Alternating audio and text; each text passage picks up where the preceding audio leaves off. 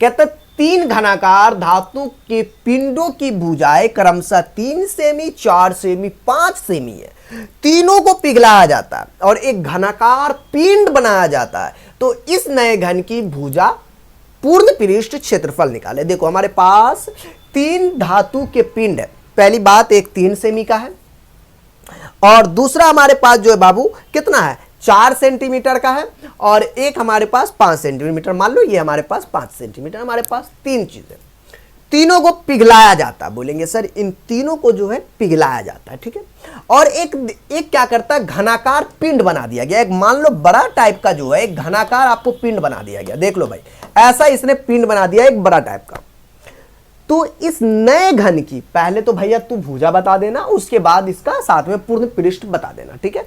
इन तीनों को पिघलाने के बाद जो बनेगा तो क्या किया जाए, तो बोलेंगे सर पहले इसका जो है आयतन निकालिए, फिर इसका आयतन निकालिए, फिर इसका आयतन निकालिए। तो मतलब तीनों का आयतन निकाल लेते हैं, यही ना। तो चलो निकालते हैं। मतलब हमारे पास जो है इनके सॉल्यूशन के लिए 3 सेंटीमीटर वाले जो हमारे पास ये है धातु के पिंड है, तो हम क्या करेंगे, 3 सेंटीमीटर धातु के पिंडों का आयतन, ठीक है, धातु के पिंड का आयतन, ठीक है, हाँ जी, पिंडों का आयतन, पिंडों का आयतन बाबू, ठीक है। तो ये चीजें हैं।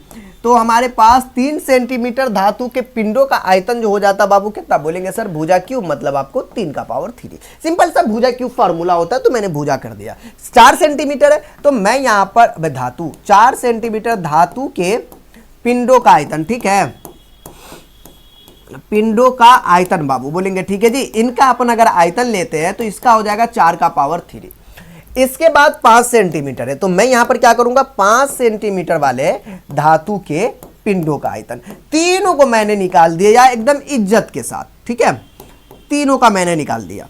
ओके जी, तो ये 5 का पावर 3। अब कहता है क्या, तीनों को पिघला कर एक घना का, पहले तो भाई तीनों का तो रिजल्टेंट कितना आता वो तो निकाल ले, तब ना पिघलाएंगे जी, ठीक है जी। तो मैं यहां पर कुल की बात कर लेता हूं, तो बोलेंगे सर तीनों को जोड़ दीजिए, आपका कुल निकल जाएगा। कितना आयतन है तीनों का, बोलेंगे सर 3 का पावर 3 और जोड़ का 4 का पावर 3, जोड़ का जो है 5 का पावर 3 है, ठीक है ना। 3 तिया 9 तिया 27, 4 चौकी 16 चौकी 64 और 5 का 125 हो जाएगा, ठीक है। चलो जोड़ते हैं जी, 3 तिया 9 तिया 27 जोड़ दीजिए। यहां पर हमारे पास देखो 5 4 9 7 16 6 1 3 6 3 9 2 11 1 1 मतलब 216। देखो एक चीज है कि मैंने तीनों को जो है जोड़कर निकाल दिया, इनका आयतन हमारे पास इतना है। वापस से क्या किया, इस तीनों को जो है क्या करता है, एक पिघलाया जाता। चलो ठीक है, पिघलाने के बाद एक घनाकार पिंड बनाया गया। तो चलो ठीक है, पिघलाने के बाद मतलब मेरे पास जो है ना सिंपल सी बात है कि जो नए घन का जो है, नए सॉरी यार घ लिखा गया, घन होगा ना यहाँ पे, तो क्या लिखेंगे, नए घन का जो है हमारे पास जो आयतन हो जाएगा माय डियर, बोलेंगे वो होगा सर भुजा क्यूब हो जाएगा, ठीक है, बोलेंगे ठीक है। लेकिन मैंने यहां पर देखा कि जो हमारे पास नए घन का जो मतलब तीनों को जो पिघलाया जाएगा कुल वाला, वो कितना है 216।